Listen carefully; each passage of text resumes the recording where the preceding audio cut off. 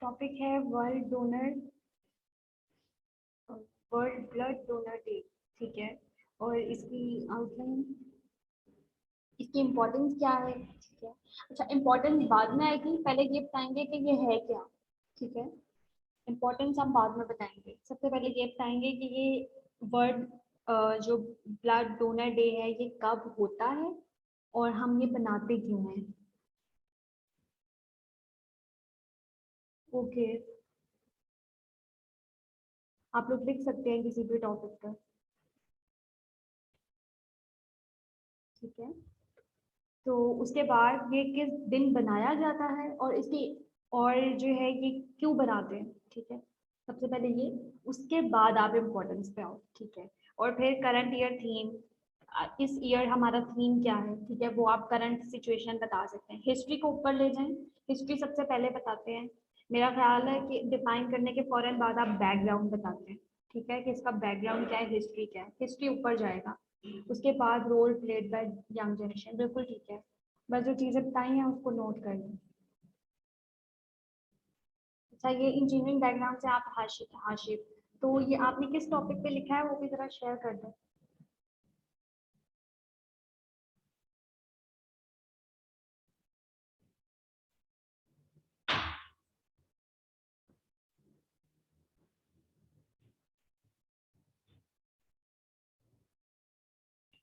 किसी और ने अगर शेयर करना है तो वो कर दे, कि ताकि फिर हम इसको वाइंड अप करें। Tyre pavement contact. अच्छा, ये स्ट्रेसेस तक आपका टॉपिक है। स्ट्रेस इंट्रोडक्शन, उसके बाद literature review, problem statement, objective. नहीं नहीं नहीं नहीं, ये लिटरेचर रिव्यू की कंटेंट्स नहीं है। ये तो आपने जो है वो मुझे उसके कंटेंट्स बता दिए हैं, आपकी रिसर्च के या थीसिस के कंटेंट्स बता दिए हैं। ये आपने लिटरेचर रिव्यू के कंटेंट्स नहीं बताए। लिटरेचर रिव्यू के कंटेंट्स बताने कि लिटरेचर रिव्यू के अंदर आप लोग क्या क्या चीजें इंक्लूड करेंगे। ठीक है, अगर किसी और ने शेयर किया लिखा है तो वो अभी शेयर कर दे, नहीं तो फिर हम आगे चलते हैं। ओके, बैकग्राउंड, रबिया आपका टॉपिक क्या है।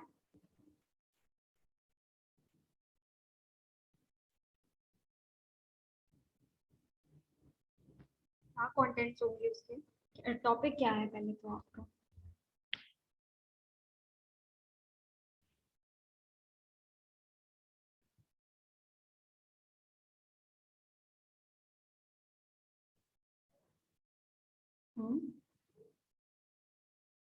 ओके,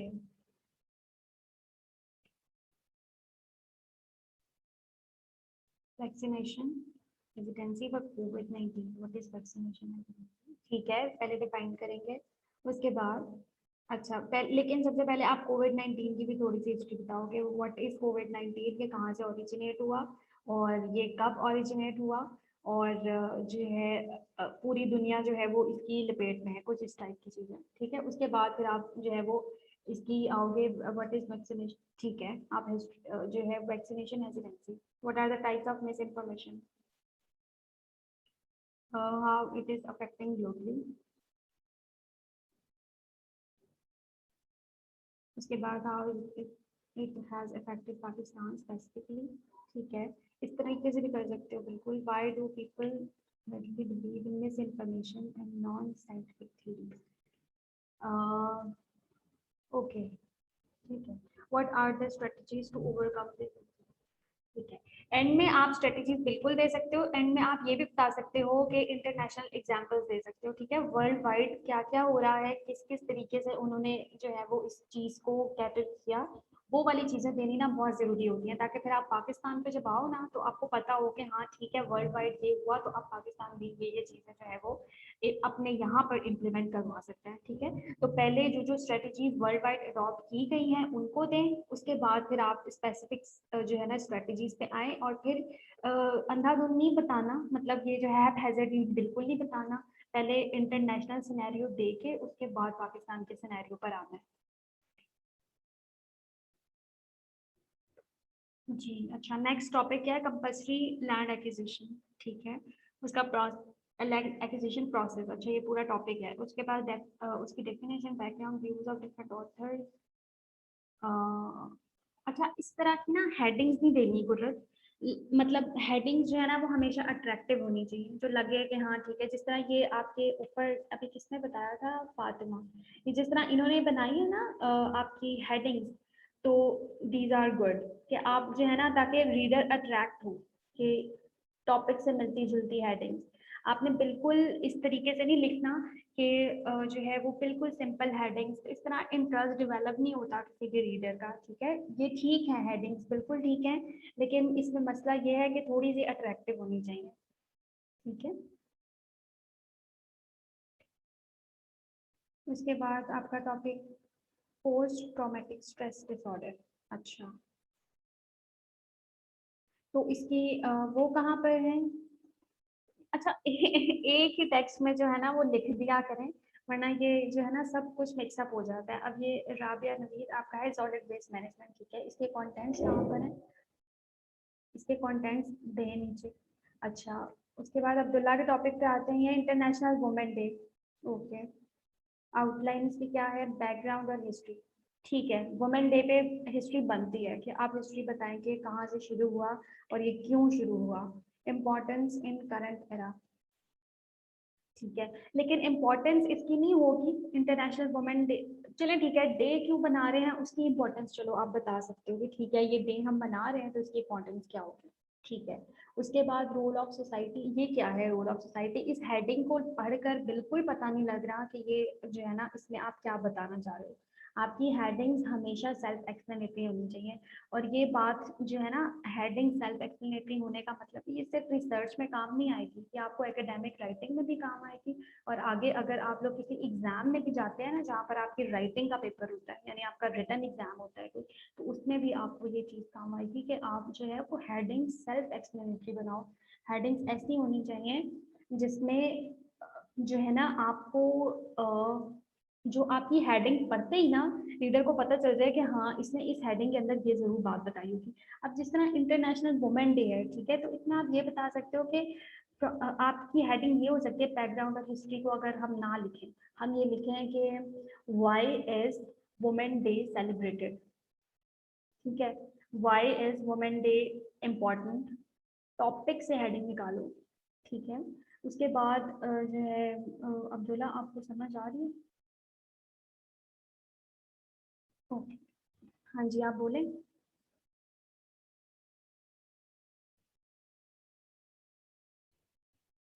जी जी बोलें बोलें प्लीज। मैम, मैं ये पूछना चाह रहा हूँ कि इसमें जैसे वुमेन डे वाला मैंने लिखा है कुछ पॉइंट्स हैं, तो इसमें जैसे कि हिस्ट्री आप उसका बैकग्राउंड बताते हो, उसकी आपकी हेडिंग शुड भी सेल्फ एक्सप्लेनेटरी है, तो ठीक है, कंक्लूजन भी और बाकी चीज़ें भी। लेकिन इसमें कुछ और हेडिंग भी आ सकती है। रिसर्च आर्टिकल ज़्यादा है, उसकी रिस्ट्रिक्शन होती है कि लेंथी नहीं हो सकता, बट उसमें जब लिटरेचर रिव्यू आप कर रहे हैं तो उसे आप हेडिंग्स के अलावा और भी ऐड कर सकते हैं। लेकिन आपने जो है ना वो उसको स्पेसिफिक रखना है। ठीक है, आपने इधर उधर का लिटरेचर नहीं डालना, इधर उधर का लिटरेचर डालोगे तो आपका एक तो लेंथी भी होगा, दूसरा ये भी होगा कि जो है वो आपका पेपर भी रिजेक्ट हो सकता है। ठीक है, रिसर्च मतलब जिस पेपर चीज के लिए आप रिव्यू कर रहे हैं, रेफरेंस देना चाह रहे हैं उस लिटरेचर का, उसके स्पेसिफिक आपको रहना बिल्कुल स्पेसिफिक रहना है और उन्हीं हेडिंग्स को लेकर चलना है। 3 से 4 हेडिंग्स शुरू में ही सोच लें कि हाँ जी हमने इस चीज को लेकर चलना है बस, उसके बाद नहीं। और उससे इधर उधर हट के कोई बात नहीं कर। अब जिस तरह वुमेन डे पे बात हो रही है तो आपने इसमें फेमिनिस्ट मूवमेंट्स नहीं डालना शुरू कर देनी। ठीक है, वुमेन डे वुमेन की जो जितनी भी फेमिनिस्ट मूवमेंट्स अब तक हुई हैं दुनिया में, अब आप अगर उनकी सारी डिटेल्स देना शुरू कर दोगे तो फिर तो आपका पेपर वो रहेगा ही नहीं, इंटरनेशनल वुमेन डे पे तो पेपर ही नहीं रहेगा आपका। फिर तो वो बन जाएगा कि अच्छा ये तो फेमिनिस्ट मूवमेंट्स और जो औरत मार्च और ये सारी चीजें जितनी भी जहाँ जहाँ से ओरिजिनेट हुई वो सब बतानी शुरू कर दी। बट ऐसा नहीं होगा, वो नहीं लिखोगे आप इसमें। इसमें आप सिर्फ जो है थोड़ा सा बैकग्राउंड, ठीक है, हिस्ट्री बता दी। उसके बाद फिर आप जो है ना करंट सिचुएशन पे आ जाओगे कि वर्ल्ड वाइड इस तरीके से होता रहा है, और अगर आप जो है वो पाकिस्तान ने भी अब इसको सेलिब्रेट करना शुरू कर दिया है, तो जो है अब हम आगे चीज़ों को किस तरह से देखते हैं। ठीक है सुनेगा नहीं तो जी। ये है कि इसमें अगर आप थीसिस लिखें तब तो आप उसमें सारी चीजें ऐड कर सकते हैं, क्योंकि हाँ आपको एक बिल्कुल। कंक्लूजन पे पहुंचना है, किसी इशू को एड्रेस कर रहे हैं आप, मतलब कंक्लूड कर रहे हैं, तो उसमें तो आप हर चीज को टच करेंगे जो डिफरेंट पर्सपेक्टिव्स हैं। हम्म। अच्छा, थीसिस में भी यही होता है, ठीक है, थीसिस में आप लिख सकते हैं, लेकिन उसमें भी मैं आपको यही सजेस्ट करूंगी, इधर उधर की बातें लिखने से ना आप सब गुरेज करें, ठीक है। इधर उधर की बातें लिखने से आपका बेशक जो है वो लिटरेचर ज्यादा तो हो जाता है, लेकिन फिर वो इतना ज्यादा स्ट्रॉन्ग और वायबल नहीं रहता, ठीक है। तो लेंथी बनाने के चक्कर में इधर उधर की चीजें नहीं लिखनी, बिल्कुल स्पेसिफिक टू द टॉपिक। चलिए हम अब आगे चलते हैं। उसके बाद ये role of society, role of society कुछ भी नहीं है, आप जो है उसको, इस हेडिंग को ठीक करो, ये गलत है। अच्छा, उसके बाद प्रैक्टिस इन डेवलपिंग कंट्रीज और प्रैक्टिस इन डेवलप्ड कंट्रीज, ठीक है। राबिया, आप इसको एक ही दफा में लिखें, इस तरीके से जो है ना वो ऐसे नहीं करो, मतलब इस बहुत जो है ना वो आपका इस तरह से मैसेज आ रहे हैं। अच्छा, उसके बाद आपका टॉपिक क्या था आशीष? ट्रांसपोर्ट पे था।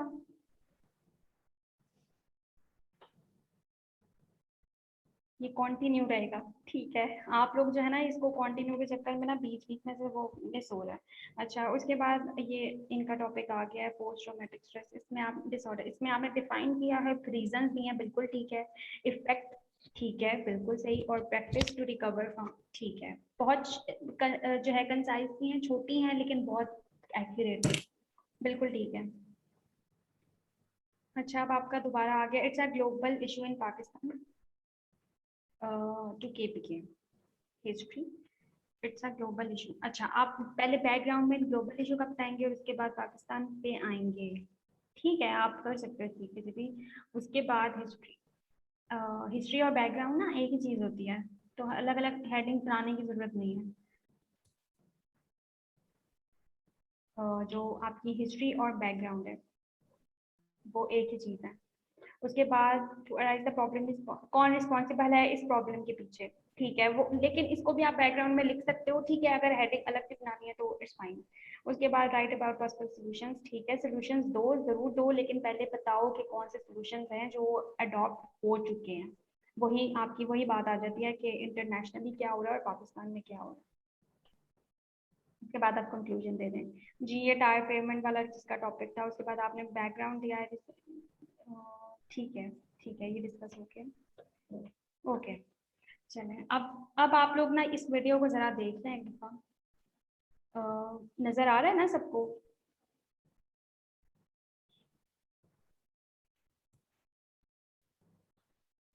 विजिबल है सबको?